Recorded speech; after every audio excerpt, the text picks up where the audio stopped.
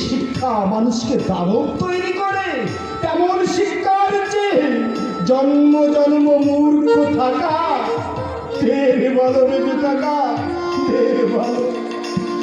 এখন এখন নিতান্ত ভালো। ওকে খুঁজে বলো ওই ভাবি হস্তিনা রাজা। আমি ওকে রাজা হতে দেব না। সে কি তুমি মহারানী হতে চাও না? না বেঁচে কাকা না। হ্যাঁ, আমাদের মাকে দেখে আমি বুঝলাম মহারানী হওয়ার চেয়ে ভিখারিনী হওয়া অনেক ভালো। বেঁচে কাকা অনেক ভালো। শিকার কথাগুলো তুমি শুনলে দাদা? শিকার কথাগুলো তুমি শুনলে?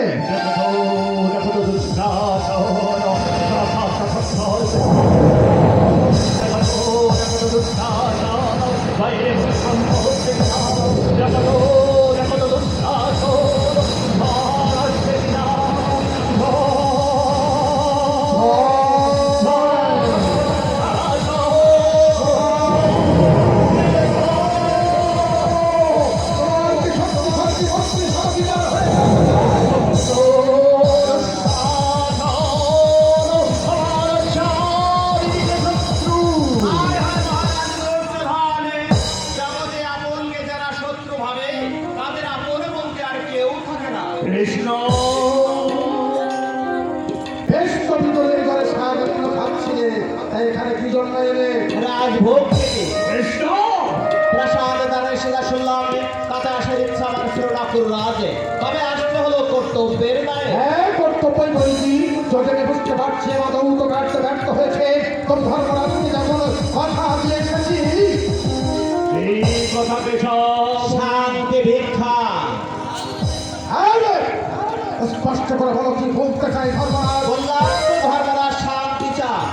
তাহলে ওই যুধিষ্ঠিরকে ইন্দ্রপ্রস্থর দাবি ত্যাগ করতে বলো। তাও তিনি বলেছেন তাদের ন্যায্য দাম ইন্দ্রপ্রস্থ তুমি ফিরে দিতে না চাও, পাঁচ ভাইয়ের জন্য মাত্র 5খানা গ্রাম তুমি ফিরে দাও, তাতেই তারা সন্তুষ্ট হবেন।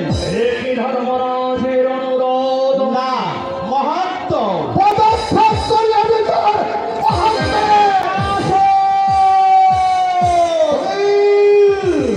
আমি দাদাদের মন্ত্রী, যাও ভগবতী এই ধর্মরাজকে 5খানা গ্রাম দিয়ে কথা বিরাট টাকা দিয়ে দেবো।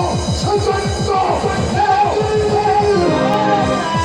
মহারাজ দুর্যোধন আমার একই কথা যত বলে, যদি ওই ধর্মরাজ আমার কাছে দুহাত ফেলে ভিক্ষা চাই, তাহলে আমি তাকে সব দান করতে পারি। কিন্তু যদি ধর্মরাজ মহামারী দেখতে পারে তার মহাত্মা কাছে যায়, তাহলে 5 গ্রাম তো দূরের কথা বিরাট টাকা দিয়ে দেবো।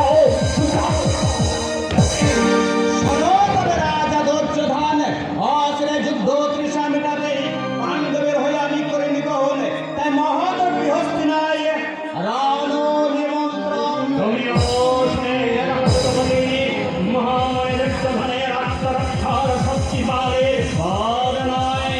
চললাম ভাই, দেখা হবে পুনর্বারে ওই কুরুক্ষেত্রে যুদ্ধের মাঠে অর্জুনের সারথি রূপে।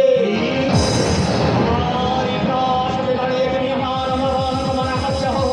না না যদি শেষ লোক আমি দেব না, তোমাকে বন্দি করে খণ্ডকে দণ্ডে রেখো, দক্ষিণ করে দাও, জোর দিয়ে দাও।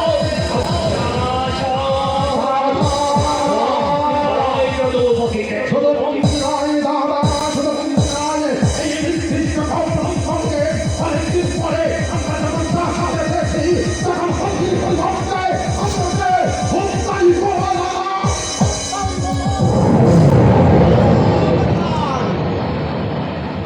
সাবধান, এত আশা তো